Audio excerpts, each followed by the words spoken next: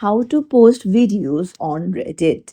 Hey everyone, welcome back to the channel. If you are new here, don't forget to hit the subscribe button and turn on the notification bell to not miss any updates. In this video, I'm going to show you how you can easily post videos on Reddit. Let's get started. Open up the app, head over to create option in the bottom, and then now, you can see beside the gallery icon, there is a pause like button. You need to tap on it, and this will load up all of the videos in your gallery, or you can even click a live video from your camera.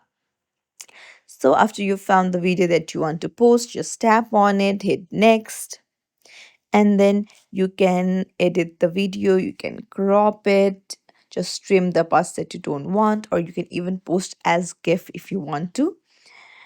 And then once you have trimmed it, you can hit next, and now you can put in a title, and then you can also put in body text if you want to, explaining what the video is about. You can select a community where you want to post it and then just hit post. So it's as simple as that. If you found this tutorial helpful, don't forget to like the video and subscribe to our channel. Thank you for watching.